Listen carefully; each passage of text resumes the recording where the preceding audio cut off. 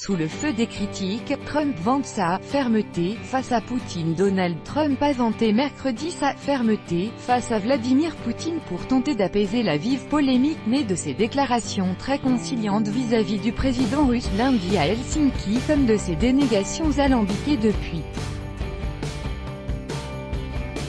Aucun président n'a été aussi ferme que moi sur la Russie, je pense que le président Poutine le sait mieux que quiconque, sûrement mieux que les médias, a-t-il déclaré depuis la Maison-Blanche.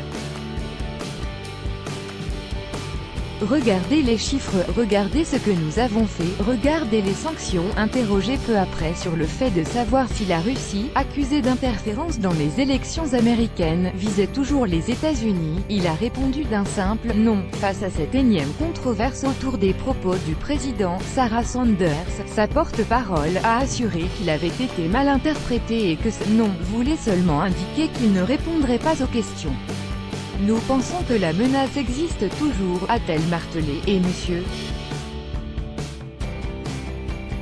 Trump a affirmé, dans une interview diffusée mercredi sur CBS, avoir indiqué à son homologue russe Vladimir Poutine que l'ingérence de la Russie dans les élections américaines était intolérable. Je lui ai fait savoir que nous ne pouvions tolérer cela. Lundi, le directeur du renseignement américain Dan Coats a mis en avant les évaluations claires de ses services sur une ingérence russe dans la présidentielle de 2016 et a évoqué les efforts en cours de Moscou pour saper la démocratie américaine. La surprenante conférence de presse du président américain avec son homologue russe dans la capitale finlandaise a suscité un tollé dans son propre camp politique, nombre d'élus exprimant sans retenue leur consternation. Le président américain Donald Trump a rencontré son homologue russe Vladimir Poutine le 16 juillet 2018 à Helsinki, en Finlande. Copyright AFP, Brendan Smialowski. Face au scandale, M. Trump avait tenté mardi de limiter les dégâts, assurant, sans vraiment convaincre, que sa langue avait fourché lorsqu'il avait semblé prendre le parti de l'homme fort du Kremlin. Paradoxe pour un président américain, il a été contraint de dire explicitement qu'il acceptait les conclusions des services de renseignement américains selon lesquels la Russie a interféré dans l'élection de 2016. Un enregistrement, le tête-à-tête d'environ 2 heures entre les deux dirigeants, en l'absence de leur conseiller, fait désormais l'objet d'intenses spéculations. Certains élus ont même suggéré que l'interprète de M. Trump soit interrogé par le Congrès. Affaire Trump-Russie, les mises en accusation. Copyright AFP, Gal Roma. Existe-t-il un enregistrement de leur conversation? Pas à ma connaissance, a répondu Sarah Sanders. Tellement de personnes haut placées dans le renseignement ont adoré ma prestation en conférence de presse à Helsinki, a tweeté M. Trump mercredi matin, renforçant le sentiment que son volte-face partiel de la veille lui avait été imposé par ses conseillers. Nous nous sommes très bien entendus, ce qui a vraiment dérangé beaucoup de personnes remplies de haine qui voulaient voir un match de boxe, a-t-il ajouté, promettant de grands résultats à venir. Certains DTESTENT le fait que je me sois bien entendu avec le président Poutine de Russie, a-t-il encore tweeté mercredi.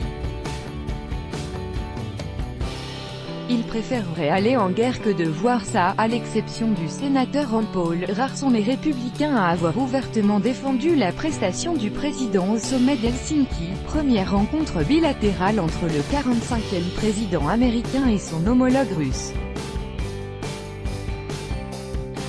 Dans les jours précédant son étape finlandaise, à Bruxelles ou Londres, M. Trump a, de l'avis général, distendu les liens transatlantiques, avec ses charges contre l'Allemagne, l'Union européenne ou le Royaume-Uni. Sa tournée a déclenché une avalanche de commentaires négatifs émanant de multiples élus et experts géopolitiques, allant de « surréaliste » à « traître », en passant par « embarrassant »,« indéfendable », « irréfléchi ». Dans un entretien à Fox News, M. Trump a par ailleurs donné un nouveau coup de canif aux relations avec les alliés de l'OTAN, déjà mises à l'épreuve lors d'un sommet extrêmement tendu à Bruxelles. Le président américain a semblé remettre en cause le principe de défense mutuelle, véritable pierre angulaire de l'alliance. Si, par exemple, le Monténégro est attaqué, pourquoi mon fils devrait-il aller au Monténégro pour les défendre, lui a demandé le journaliste. Je comprends ce que vous dites, j'ai posé la même question, a répondu M. Trump. Le Monténégro est un tout petit pays avec des gens très forts, très agressifs, a-t-il poursuivi. L'article 5 du traité de l'OTAN stipule que toute attaque contre un des pays membres est considérée comme une attaque contre tous. En attaquant le Monténégro et en mettant en doute nos obligations au sein de l'OTAN, le président fait exactement le jeu de Poutine, a déploré le sénateur républicain John McCain. Tous droits de reproduction et de représentation réservés. Copyright 2018, Agence France Presse.